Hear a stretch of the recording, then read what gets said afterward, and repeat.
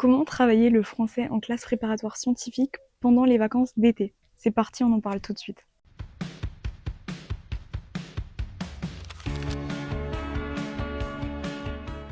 Donc pour rappel, le français en classe préparatoire scientifique, c'est seulement 2 heures par semaine. Donc le travail doit être fait en amont absolument. Pendant les 2 heures de temps, votre prof de français reparlera des livres, mais en faisant comme si vous les aviez lus. Donc il faut absolument que vous les ayez lus pendant les vacances pour pouvoir comprendre et suivre le cours de français pendant l'année.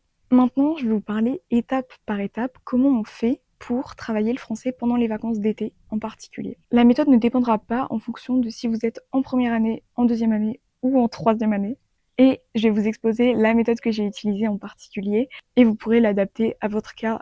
Donc premièrement, si vous êtes en classe préparatoire scientifique et que vous voulez travailler le programme de première année de français, il faut déjà prendre connaissance du programme. Cette année, le programme est Expérience de la nature. Avec les 3 œuvres à lire, donc Jules Verne, 20 milieux sous les mers, Marlène Haushofer, Le mur invisible et Georges Canguilhem, La connaissance de la vie. Et donc, qu'est-ce que ça veut dire prendre connaissance des œuvres? C'est-à-dire que déjà, on va essayer d'acheter les bonnes éditions pour les classes préparatoires. Ça va pouvoir nous aider puisque votre professeur aura un livre, lui, et vous dira, par exemple, à la page tant, on retrouve ça. Et donc, si vous passez déjà 5 minutes à chercher à chaque fois et à chaque cours la page que vous êtes, puisque vous n'avez pas pris la bonne édition, ça va déjà être un peu problématique. Sachant que pour le livre de Marlène Haushofer, il faut prendre la bonne traduction aussi. Donc, il y a un livre recommandé pour les classes préparatoires et uniquement pour il faut prendre uniquement celui-ci. C'est-à-dire que si vous en prenez un autre, vous n'aurez pas la bonne traduction. Pour les livres en français, pour Georges Canguilhem et Jules Verne, il n'y a pas de problème. Vous pouvez prendre n'importe quelle édition, c'est juste le problème pendant le cours, comme je l'ai dit.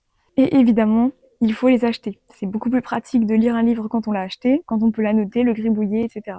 Maintenant, la deuxième étape, ce sera de se renseigner sur les œuvres, les auteurs et le contexte des œuvres. C'est-à-dire qu'il faut que vous ayez une fiche biographique de chacun des auteurs que vous pourrez réutiliser donc pendant l'année, pendant vos dissertations, pour étayer votre propos. Également une fiche du contexte historique dans lequel les livres ont été écrits, et donc dans le contexte de l'œuvre, c'est-à-dire ce qui a pu se faire lorsqu'elle a été publiée, comment l'auteur a eu l'idée de faire ce livre, comment il l'a écrit, dans quel contexte historique il l'a écrit et dans quel contexte de sa vie aussi il l'a écrit, mais également donc comme je l'ai dit, la portée du livre, à savoir comment le livre a été reçu par les critiques littéraires, comment il a été reçu par le public en général et par sa société. Mais également faire une fiche, en particulier prenez une feuille blanche, prenez un stylo et faites une fiche sur tout ce que vous pouvez en déduire du thème de l'année.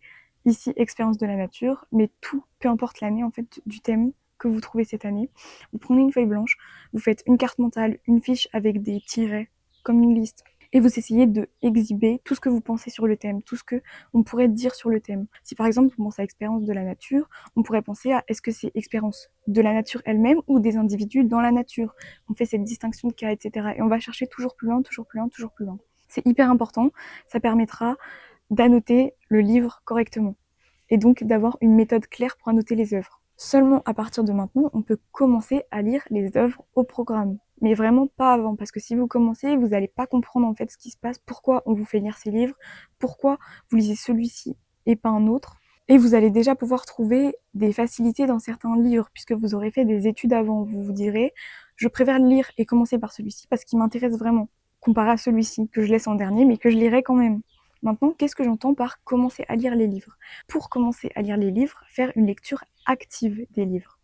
Et donc, qu'est-ce que ça veut dire une lecture active des livres? Ça veut dire tout simplement que vous n'allez pas rester passif, c'est-à-dire vous installer dans votre canapé, lire votre livre, tourner les pages et vous dire ah ce livre est vraiment sympa ou pas. Vous allez prendre un stylo, de préférence un crayon de papier, c'est plus pratique, et une méthode pour annoter, stabilo, post-it, tout ce que vous voulez, n'importe quoi, mais un truc pour annoter, crayon de couleur, feutre, ce que vous voulez. Et vous allez lire avec un crayon de papier et des post-it à la main.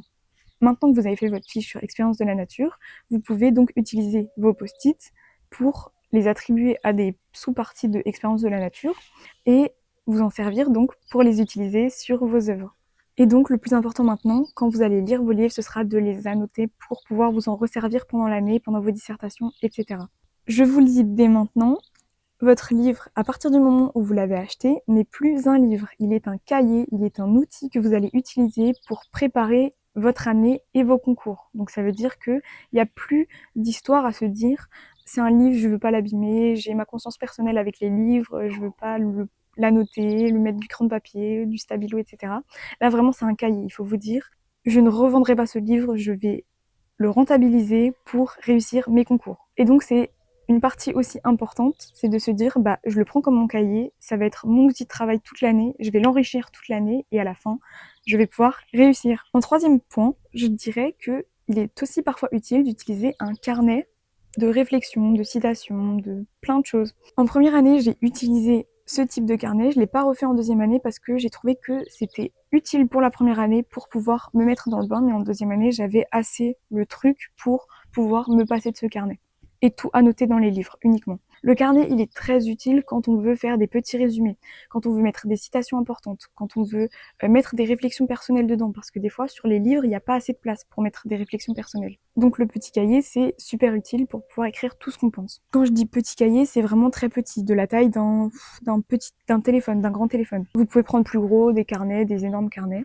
mais de la taille d'un téléphone, c'est suffisant pour écrire tout ce que vous pensez normalement. Donc ce carnet il est super utile parce que si pendant l'année vous êtes perdu, vous n'avez pas envie de tout rechercher dans les livres, de vous rappeler d'une citation qui a été marquante et vous n'avez pas envie de la retrouver dans le livre, que vous rappelez, enfin que vous avez eu une réflexion que vous trouviez intéressante pendant l'été, vous pouvez tout retrouver sur ce carnet qui réunit, on va dire, tout en un, tout ce que vous pouvez penser et avoir fait et avoir travaillé pendant l'année. Donc on va dire que pour une première année de classe prépa, je recommande vraiment de faire un carnet comme ça. Et en dernier point, je dirais que le plus important, c'est aussi de faire une dernière petite révision avant l'entrée en classe prépa sur les œuvres, puisque très souvent, dans les classes de première année, les professeurs de français s'amusent, et ils ont relativement raison, à faire des tests de connaissances sur les œuvres pour pouvoir remettre tout le monde au même niveau et partir d'un niveau raisonnable. En deuxième année, par contre, c'est plus pour vous personnellement. Le professeur de deuxième année, souvent, ne fera pas de test de connaissances puisqu'il a considéré que vous avez acquis les méthodes pendant l'année précédente et donc que vous êtes capable de le faire et de lire les œuvres et d'être responsable de votre lecture d'œuvres. Et du coup, en spé, c'est la dernière chance avant la fin de l'été de pouvoir fignoler tout votre français, de faire tout ce que vous avez envie sur le français et de finir de préparer le français. Parce que pendant l'année va être relativement courte jusqu'au moment des écrits, mais ensuite vous n'aurez plus le temps entre donc septembre et avril de refaire du français réellement pendant un temps assez conséquent. Pendant la période de révision un petit peu, il faudra en refaire, mais pendant l'année, vous en referez à chaque fois avant les devoirs surveillés principalement, mais pas comme un DS de maths où vous réviserez toute la semaine, quoi. Donc voilà, c'est super important de bien travailler pendant les vacances d'été pour le français. Et donc la conclusion, si vous êtes en première ou en deuxième année, principalement si vous êtes en première année, parce qu'en deuxième année, vous êtes censé savoir comment on fait pour préparer ses œuvres pour la rentrée. En première année, le plus important, comme je l'ai dit tout à l'heure, c'est pas forcément de comprendre tout le livre, mais de comprendre de quoi ça parle, d'avoir compris les enjeux du thème et finalement pourquoi on vous propose ce thème pendant l'année. Donc voilà, si vous avez des questions sur le français en classe préparatoire ou encore sur la classe préparatoire scientifique en général, n'hésitez pas à poser vos questions en commentaire, j'y répondrai avec grand plaisir. Et on se retrouve très vite pour une prochaine vidéo. À la prochaine! Ah oui, et j'oubliais, si vous voulez vous familiariser avec le thème de l'année, en particulier expérience de la nature, je vous conseille le tout en fiche de chez Dunod qui vous permettra donc en 30 fiches et de voir toutes les notions, tout ce qu'on peut dire sur le thème expérience de la nature. Avec des dissertations, comment on traite une dissertation, comment on traite un résumé, les problèmes que vous pouvez retrouver en grammaire, en orthographe et plein de choses sur chacune des œuvres au programme.